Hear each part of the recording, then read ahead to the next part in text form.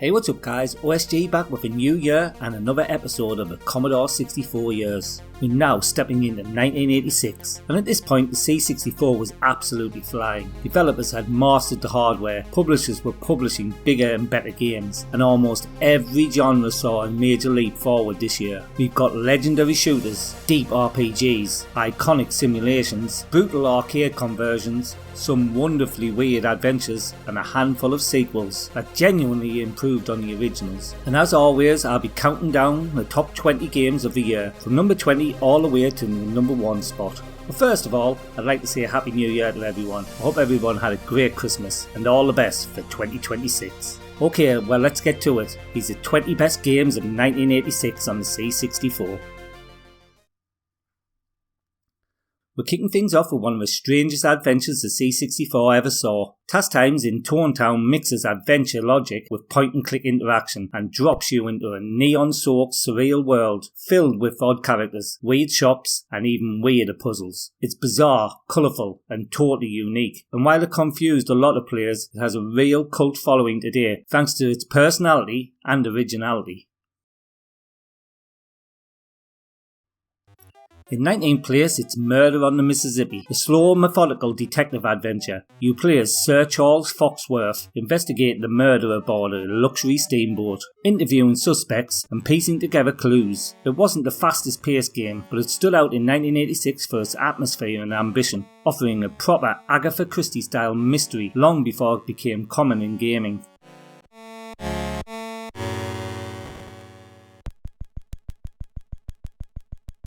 At 18, it's Portal, and no, not the Valve one. This Portal is an interactive novel telling a huge science fiction story through terminals, logs, and fragments of data you slowly uncover. It was something completely different for its time, more about reading and uncovering a narrative than traditional gameplay, and for players who got immersed in it, Portal delivered a rich, detailed world unlike anything else on the C64.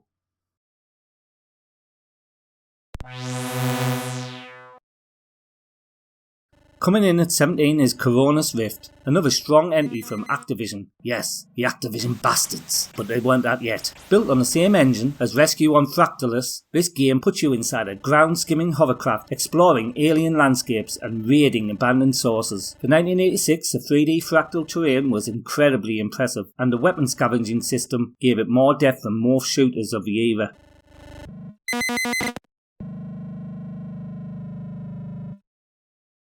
In 16th place, we've got PSI 5 Trading Company, a space trading sim with real personality. You manage a ship, hire a quirky crew, and try to deliver cargo while dealing with pirates, system failures, and crew chaos. It's hectic, funny, and surprisingly deep. This one showed just how far simulation games had come on C64 by 1986.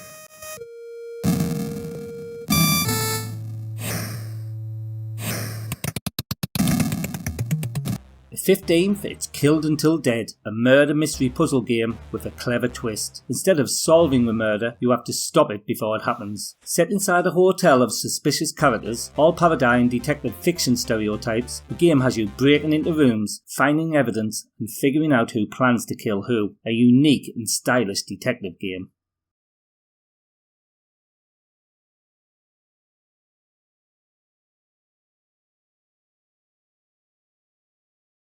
14th place goes to Super Boulder Dash, a collection that includes the original Boulder Dash and Boulder Dash 2. Rockford's classic dirt digging, boulder dodging gameplay was already beloved, and having the first two games together made this a definitive C64 package in 1986.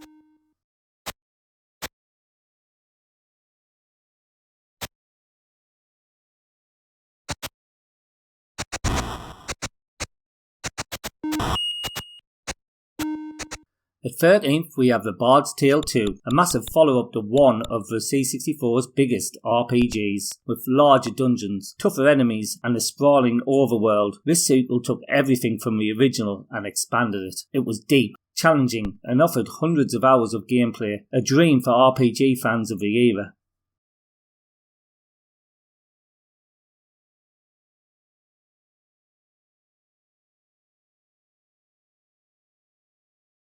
In 12th place we've got Ultimate Wizard, a brilliant puzzle platformer that mixes fast movement with track-filled stages requiring precise timing. Its level designer was a huge bonus, letting players create and trade their own designs, which gave the game a longer life than most platformers of the time.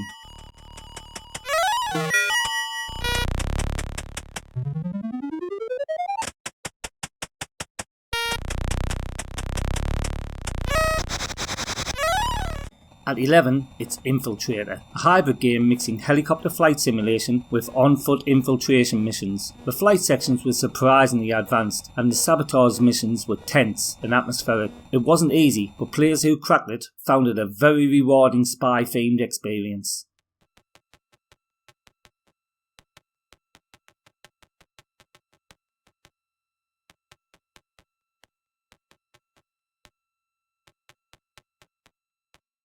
Breaking into the top 10 we've got Lords of Conquest, a board game style strategy title loosely inspired by Risk. It offered more depth than most computer strategy games of the time, letting you build armies, manage resources and negotiate with opponents. It was a standout early strategy experience on the C64.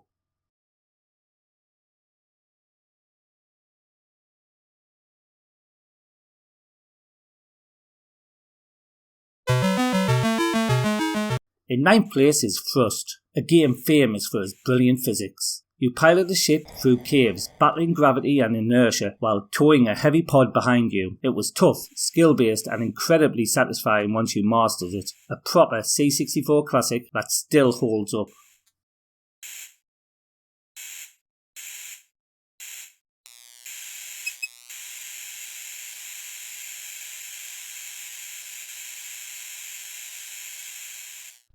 Number 8 goes to The Sentinel, one of the most unusual and innovative games ever made. A fully 3D world, NG-based strategy, and gameplay unlike anything else of its time. Even today, many players don't fully understand how to play it, but those who do absolutely love it. A technical and conceptual landmark in 1986.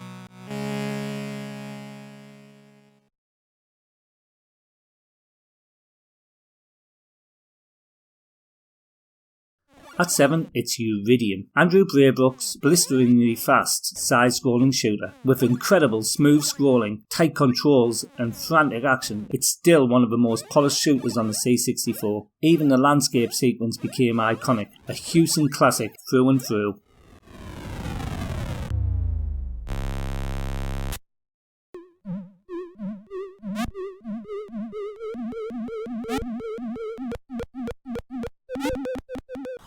Sixth place goes to Gunship, Microprose's brilliant AH-64 Apache helicopter sim. Deep, immersive and surprisingly realistic for 1986, it set the standard for flight sims on home computers. A massive hit and one of Microprose's best early titles.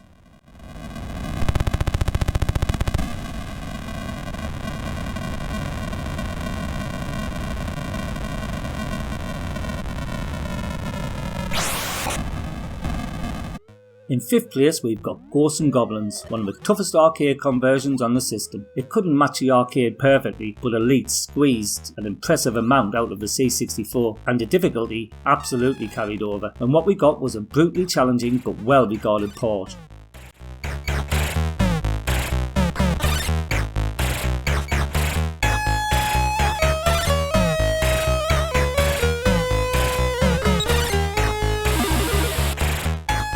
At number 4 is the legendary Ultima IV. This wasn't just another RPG, it changed the rules by focusing on virtues, morality and personal growth rather than simply killing monsters. Huge, deep, thoughtful and absolutely groundbreaking. One of the greatest RPGs ever released on the Commodore 64.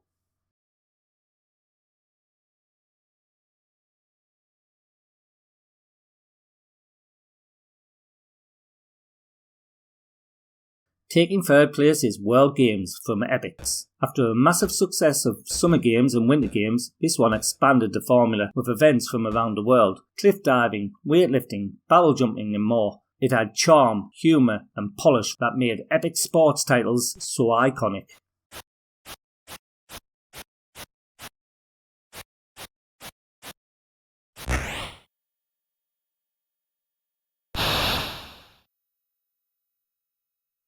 In second place we've got International Karate, one of the finest beat 'em ups on the C64, with smooth animation, great controls and competitive 2-player action. This was a huge favourite for many C64 owners, stylish, fast and incredibly replayable.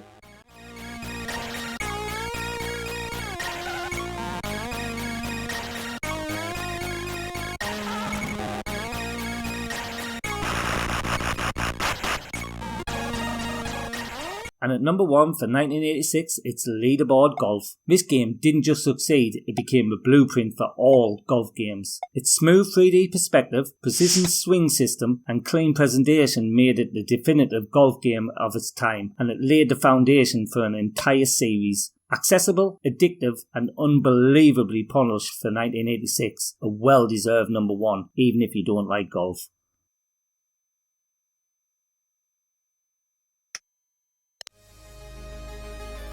And that wraps up 1986, another incredible year for the Commodore 64, from groundbreaking RPGs like Ultima IV to technical marvels like Uridium and The Sentinel, to the polish of Leaderboard in International Karate. The system was delivering hit after hit. If you're enjoying the series, don't forget to like and subscribe for more great retro content. And if you would like to become a Patreon like these guys going up the screen right now and support the channel, get on over to Patreon and pledge for as little as $1. That will get you perks like your name in the C64 crack drawer, end credits, video requests, giveaways and more in the future. Till next time, this is OSG, signing out.